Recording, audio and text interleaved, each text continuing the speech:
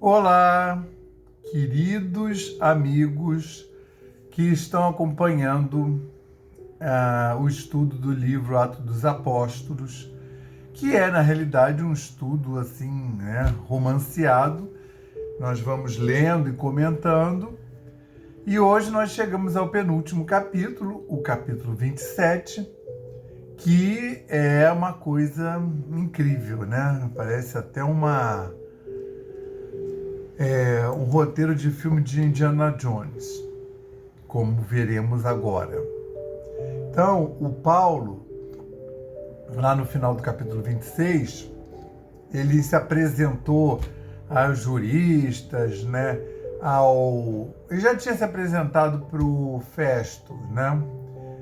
Para o Pórcios Festus, que era lá o administrador da cidade. Mas agora ele se apresentou também para o rei Agripa, Herodes Agripa, e a esposa, né?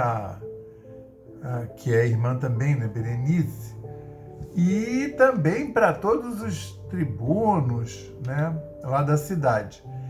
E fez a apresentação e ao final eles chegaram à conclusão que ele não tinha cometido nenhum crime de morte. Aliás, para eles, aquela plateia, ele não tinha cometido crime nenhum, né? Tanto é que o próprio Agripa encerra a audiência falando, bem que podia soltar ele, né? O Herodes Agripa. Bem que podia soltar ele, né? Mas aí ele apelou para Roma e aí o Cláudio então vai enviar ele para Roma, né? Que esperou juntar mais outros presos, outras querelas, né?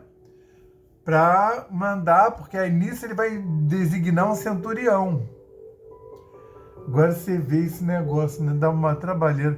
Porque ele vai designar um centurião. Um centurião significa que é uma pessoa que comanda 100 soldados.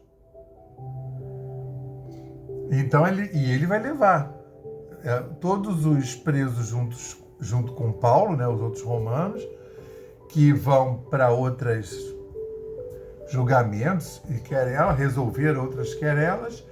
E ainda tinha o centurião lá com o seu exército, né? A gente fala centurião, claro que poderia ser 95, 105, alguma coisa em torno de 100. E aí fala assim, ó, e como se determinou que havíamos de navegar para a Itália, entregaram Paulo e alguns outros presos a um centurião por nome Júlio, e da corte Augusta. Ele comandava 100, mas ele compunha a corte Augusta, né? Que compõe outros centuriões com seus exércitos de 100, seus regimentos de 100 homens. Esse Júlio é completamente fascinado pelo Paulo, né? Só vai dar uma vacilada lá numa hora lá contra questões náuticas, mas eu não sei como é que é. Se ele conhecia a doutrina que Paulo pregava, se era Paulo por si mesmo, né? Paulo homem culto, sábio, ou se ele estava mesmo envolvido na psicosfera, né? E embarcando nós em um navio adramitino, Adramitino é o nome do navio, tá? Partimos navegando pelos lugares da costa da Ásia, estando conosco Aristarco, macedônio de Tessalônica. Ou seja, olha só, né? Tá enviando Paulo. Só que a narrativa, né? Partimos navegando por lugares, ou seja, o Lucas também tá. O Paulo ficou preso lá, ficou lá 2 anos, recebendo gente. A cela de Paulo lá na prisão de Herodes era que nem um hotel, né? Entrava gente, saía gente. E o Lucas passou esses anos com ele, né? dali que vai tirar toda uma boa parte da inspiração para depois, muito tempo depois, né, de Atos dos Apóstolos, escrever o Evangelho, que já havia sido encomendado a esse momento.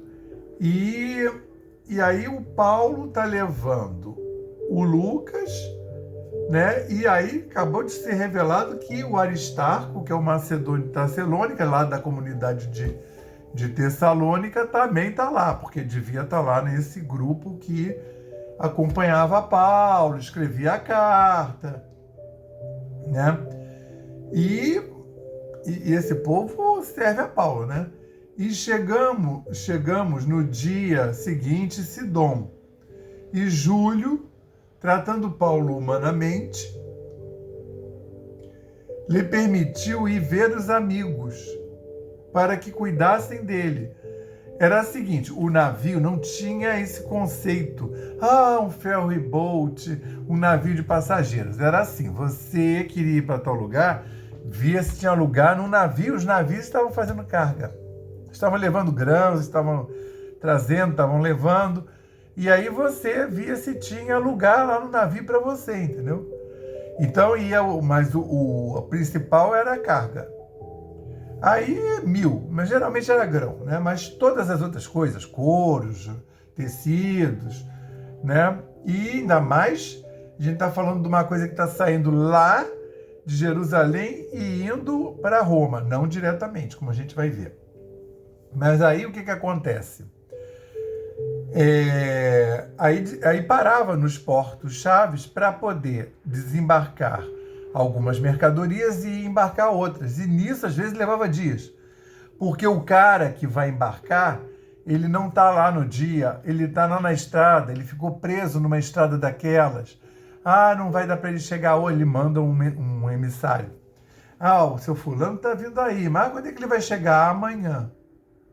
Ele acha que é amanhã. Às vezes nem isso. Entendeu? Aí tinha que desembarcar. Aí, mas onde é que está? Aí tem que arregimentar, tem que contratar pessoas para fazer o desembarque da carga. Que carga é? Mas é só isso aqui. Mas são esses 10 sacos de trigo? Não, são só 6. Aí, entendeu? Era um negócio que... E aí o Júlio, vamos lembrar, quando você está responsável por um preso, se você não der conta dele lá na chegada, você é executado. E Júlio, para que Paulo vai ficar aqui, né? Vai lá procurar, tinha uma comunidade cristã. Aí Paulo não ficou no navio, não. Paulo foi lá para a comunidade cristã, né? Tá aqui escrito. Chegamos no dia de Júlio, tratando Paulo humanamente, lhe permitiu ir ver os amigos para que cuidassem dele. E ver os amigos, assim, mas ele não foi com guarda nenhuma, não.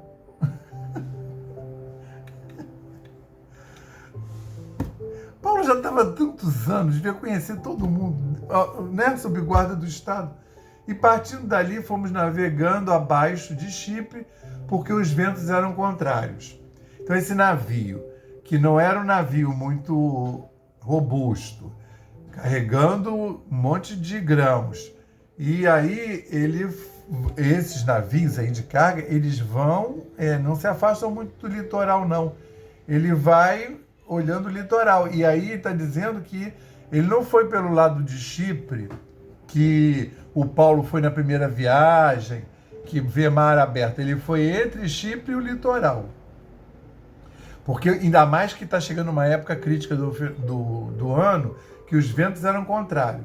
E tendo atravessado o mar ao longo da Sicília e Panfilha, chegamos a Mirra, na Lícia, tá? E achando ali o centurião, um navio de Alexandria, que navegava para a Itália, nos fez embarcar nele. Aí o centurião foi procurar o navio, tinha que fazer a baldeação. Então, nesse lugar aí, Mirra. Eu vou mandar o mapa dessa viagem. Aí vocês vão vendo. Então, já está em Mirra. Aí trocaram de navio, porque o outro navio que vai para a Itália. Porque isso é longe. Tem a barra ali embaixo, a barra é de 500 quilômetros. Eu calculo aí uma coisa entre 2.000 e 2.500 quilômetros.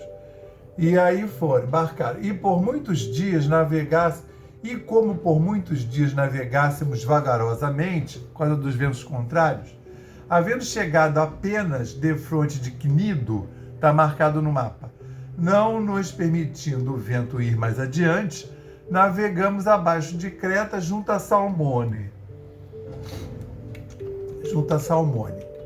E costeando-a dificilmente, chegamos a um lugar chamado Bons Portos, perto do qual estava a cidade de Lazéia. Esse Bons Portos é do lado de fora da ilha de Creta. Né? O mar bate forte. E está chegando uma época do ano complicada em termos de vento, que vem os ventos lá da África. E passando muito tempo e sendo já perigosa a navegação, pois também o jejum já tinha passado, Paulo os admoestava. O jejum era o dia, então, por isso que a gente sabe que é a época ruim de navegar. O jejum é do dia do Yom Kippur, o dia do perdão, que acontece ali entre final de setembro e outubro, né?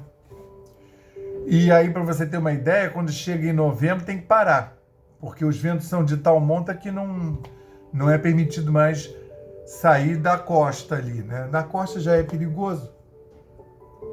Aí o Paulo, não sei se por intuição divina, dizendo-lhes, Paulo os admoestava: Senhores, vejo que a navegação há de ser incômoda e com muito dano, não só para o navio e carga, mas também para as nossas vidas. Aí, não sei se esse pessoal tinha experiência com Paulo. Por exemplo, se o Paulo fala isso para mim, eu não saio nem do lugar. Eu já fico ali mesmo. Mas o centurião cria mais no piloto e no mestre do que no que dizia Paulo. Aí o centurião, o tal do Júlio, que gosta do Paulo, falou: Paulo é legal, né? Sabe coisas sobre o rei, o Deus, mas assim, Paulo não é mestre de navegação, então quer dizer, tem sentido. O piloto, que costuma navegar ali, e o mestre. Aí, vamos lá. E como aquele porto não era cômodo para invernar, não era mesmo que eu falei, né? Fica dando para mar aberto. E vai bater, vai... Que a ideia era passar o inverno num porto. Parar lá e passar. Os mais deles foram de parecer que se partisse dali para ver se podiam chegar a Fenícia, que é um porto de Creta que olha para o lado do vento da África e do couro, e invernar ali. Então é um porto que ficava do outro lado da ilha, que ficava ao abrigo. E soprando o sul brandamente, vento sul, lhes pareceu terem já o que desejavam. E fazendo-se de vela, foram de muito perto costeando Creta, mas não muito depois, deu nela um pé de vento chamado Euroquião. É um vento até conhecido. Aí eles estavam lá, ficou calmo. Aí veio o Euroquião. E sendo o navio arrebatado e não podendo navegar contra o vento, dando de mão a tudo, nos deixamos ir à toa. O navio não tinha... É o navio da época de Cristo, né? O navio não tinha força para ir contra o vento. Esses navios, com frequência, se desfacelavam, porque a maneira de grudar as madeiras era muito rústica, né? Não tinha, né, o que é hoje. Aí eles pegaram, baixaram a pé, não vamos lutar contra o vento, baixaram a vela e deixaram o navio ir. E correndo abaixo de uma pequena ilha chamada Clauda, apenas pudemos ganhar o batel. Né? Aí preservaram o barquinho que faz a ligação Quer dizer, o batel é o próprio... Imagina, o que eles estavam falando, o navio deles é um batel. Não é nem um negócio muito grande. E levando... conseguiram só preservar o navio deles. E levando eles para cima, usaram de todos os meios, cingindo o navio e temendo darem a costa a Sirte. Amainadas as velas, assim foram à toa, foram a favor. E aí você vê, eles tiveram que cingir mesmo, né? Quando fala cingir, o humano é botar uma faixa na cintura para prender a túnica. E nesse caso, eles começaram a pegar a corda, eles baixaram as velas e tudo, e como se fosse mumificar o barco, para o barco poder enfrentar as vagas, as ondas fortes. E andando nós, agitado por uma veemente tempestade, no dia seguinte aliviaram o navio, jogaram o que o peso coisas que, quer dizer, tá tudo lá dentro, tá servindo, mas o que eles poderiam descartar, eles descartaram, até coisas do navio mesmo, provavelmente o mastro, e não aparecendo, havia já muitos dias, nem sol, nem estrelas, e caindo sobre nós uma não pequena tempestade, fugiu-nos toda a esperança de nos salvarmos. Aí, eles vão falar mais para frente, era tão horrível o céu, que eles já não sabiam mais onde ele estava. Não dava, durante o dia ficava tudo nublado, durante a noite pior ainda, então não podia se guiar pelas estrelas. E aí o navio batendo e o vento batendo, porque eles saíram da cobertura de ter um litoral ali, uma ilha, né, no caso de Creta, né? E eles caíram numa parte que dá para mar aberto, que é o Mediterrâneo, uma parte do Mediterrâneo. Então o vento bate ali, leva tudo. E ao terceiro dia, nós mesmos, com as nossas próprias mãos, lançamos ao mar a armação do navio. A armação, os caibros, né? Que são pesadíssimos. E não aparecendo, havia já muitos dias, nem o sol, nem as estrelas. Aí caiu caindo sobre nós uma não pequena tempestade, fugiu-nos todas as esperanças de nos salvar. Falaram, bom, morreremos, bem que Paulo falou. E havendo já muito que não se comia, isso dias, hein? E ele sacolejando, e ele segurando, e sendo arrastado, não sabiam nem para onde, né? Você imagina isso no teu moral, no teu psicológico. E aí não tinha condição de comer, né? E água caindo em cima de você, e o navio batendo, a qualquer hora iam morrer, e havendo já muito que não se comia.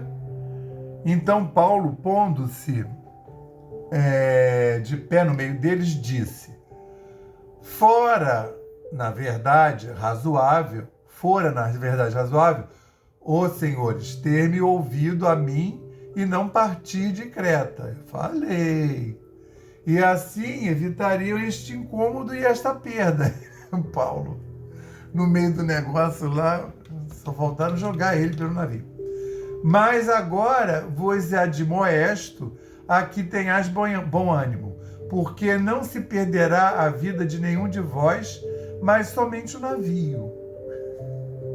Porque esta mesma noite, o anjo de Deus, de quem eu sou e a quem eu sirvo, esteve comigo, dizendo: Paulo, não temais, importa que sejas apresentado a César, e eis que Deus que deu todos quanto navegam contigo. Ou seja, você vê como é que é importante o moral. O anjo apareceu para Paulo, porque Paulo mesmo iria se ficar extenuado.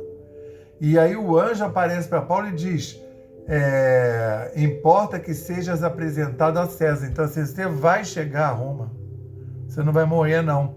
E aí ele ainda falou, e todos quanto navegam contigo.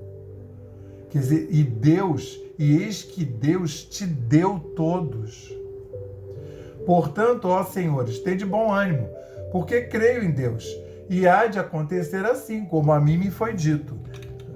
Aí não sei, né? Tem gente ali que ficou olhando para a cara de Paulo. Tá bom. Qual é o seu Deus mesmo? E contudo necessário irmos dar numa ilha. E quando chegou a 14ª noite, imagina, 14 dias sendo... Não tinha momento parado, estava sendo sacolejado dia e noite, e o céu todo coberto. É a própria prova, né? Sendo impelidos de um ao outro lado do mar Adriático, lá pela meia-noite suspeitaram os marinheiros que estava próximo de alguma terra. Pelo barulho, eles começaram a ouvir o barulho das ondas em rocha, né? Coisa de marinheiro. Estava escuro, e era escuro mesmo, tá? Não tinha nem lamparina. Era aquele escuro que o olho não acostuma com a escuridão. E lançando o prumo, acharam 20 braçadas. Lançaram. E passando um pouco mais adiante, tornaram a lançar o prumo. E acharam 15 braçadas. Ou seja, a diferença entre onde o navio está e o fundo do oceano está diminuindo. Ou seja, estão se aproximando de terra. Só que eles não conseguiam ver nada. E temendo ir dar em alguns rochedos, lançaram da popa 4 âncoras, desejando que viesse o dia. Então eles falaram o quê? Não dá, a gente não sabe que tipo de aproximação a gente pode fazer. Tá chegando lá, provavelmente pedras, né? Não estão vendo. Então vamos parar aqui e esperar amanhecer para ver de que distância está, que de repente não vai nem dar para chegar próximo. Procurando, porém, os marítimos fugir do navio, aí a tripulação do navio começou a tentar embarcar no barquinho. Procurando, porém, os marinheiros fugir do navio e tendo já deitado o batel no mar, já tinha descido o barquinho, como que querendo lançar as âncoras pela proa. Disse Paulo ao centurião e aos soldados: se estes não ficarem no navio, não podereis salvar-vos. Não deixe eles ir embora não, porque eles é que são a tripulação. A tripulação, se eles forem embora, a gente morre. Então os soldados cortaram os cabos do batel e o deixaram cair. Falando, não, ninguém vai sair daqui. Não, todos juntos. Cortaram as cordas que prendiam o barquinho, que às vezes, a maioria das vezes, ainda mais naquela época, o navio não atracava, não tinha porto. Então ele ficava mais longe onde o calado dele dava e você descia pelo barquinho e ia até a praia, com o barquinho. Aí os soldados, porque provavelmente estava tudo escuro, eles não iam poder ficar tomando conta, eles cortaram o cabo do navio, do barquinho e soltaram. E o deixaram cair. E, entretanto, que o dia vinha, Paulo exortava a todos a que comessem alguma coisa, dizendo: já é hoje o 14º dia que esperais, e permaneceis sem comer, não havendo provado nada. Portanto, exorto-vos a que comais alguma coisa, pois é para a vossa saúde, porque nenhum cabelo cairá da cabeça de qualquer um de vós. E ele já sabendo, e vocês vão precisar dessa energia para chegar na praia, que a gente não tem mais o barquinho, estamos longe. E havendo dito isto, tomando o pão, deu graças a Deus na presença de todos, partindo-os, começou a comer. Ele fez uma santa ceia. E, tendo já todos bom ânimo, puseram-se também a comer. Paulo também deu lá um passe, né, fluídico, e éramos ao todo, olha só, gente, isso aqui é para cair o queixo. Quantas pessoas você acha que tinha ali dentro? Eu já dei uma pista que embarcou o centurião com uns 100 soldados dele, mais todos os presos que ele tinha que dar conta, mais a tripulação, mais o pessoal que estava viajando. E E éramos ao todo no navio 266 pessoas. Quer dizer, o barco era mínimo, mas era uma cabeçada e ainda tinha carga. E, refeitos com a comida, aliviaram o navio, lançando o trigo ao mar. Que isso também é uma estratégia que não foi dita. O Paulo pediu para eles comerem, se alimentarem, e agora eles vão lançar a carga toda ao mar. Toda. Aliás, como Paulo, né, vai se perder o navio e a carga. A carga vai agora. E, sendo já dia, não conheceram a terra.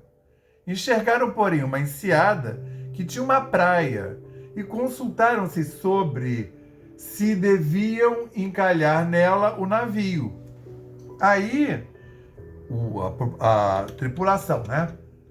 Aí a gente vai lá, então a gente vai e joga o navio contra essa enseada, encalhar nela o navio. E, levantando as âncoras, deixaram-no ir ao mar, largando também as amarras do leme e alçando a vela maior ao vento, dirigiram-se para a praia. Dando, porém, num lugar entre dois mares, encalharam ali o navio e, fixa a proa, ficou imóvel. A proa bateu num banco de areia, que era o encontro de dois mares. Mas a popa abria-se, ele botou a proa lá encalhada. Só que as vagas, as ondas continuam fortes. A popa está fincada no banco de areia e a proa.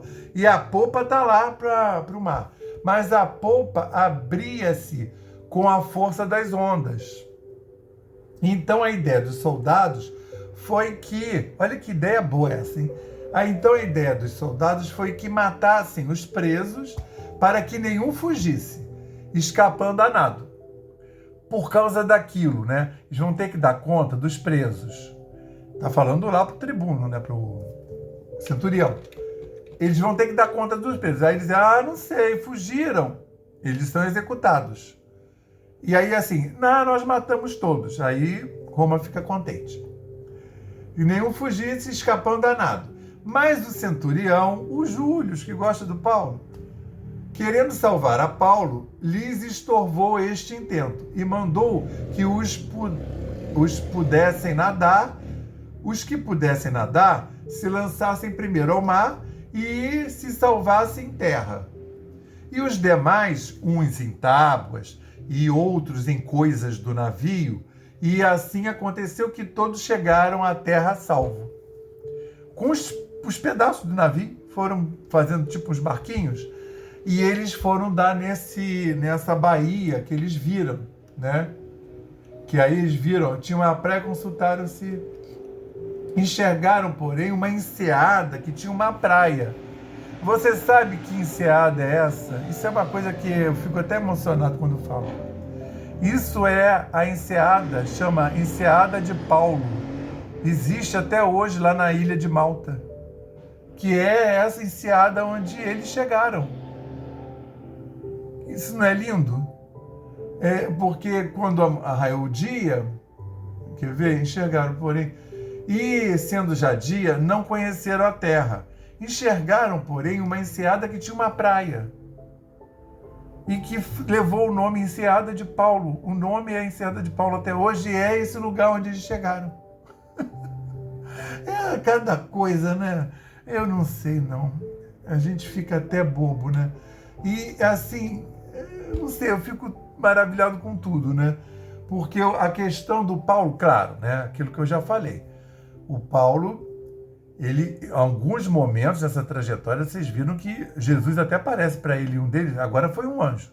Você vê que ele falou, veio um anjo e disse. Mas teve 2 momentos que Jesus apareceu e disse, não, tudo bem, porque chega no limite do humano. É o limite do humano. Assim, ele tem que chegar a Roma, ele não tem que sofrer isso tudo. Entendeu? E aí, eu acho que foi mais uma prova, uma expiação para o resto todo que estava lá, né? Porque Paulo A essa altura do campeonato, estava de boa, né?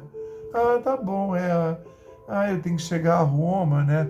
E desde o início falou, vai perder o navio e a carga, mas todos se salvarão. Então, terminamos aqui o capítulo 27 e semana que vem iremos para o último capítulo de Atos dos Apóstolos, o capítulo 28. Que tenhamos toda uma excelente semana, na paz do Cristo, graças ao bom Deus.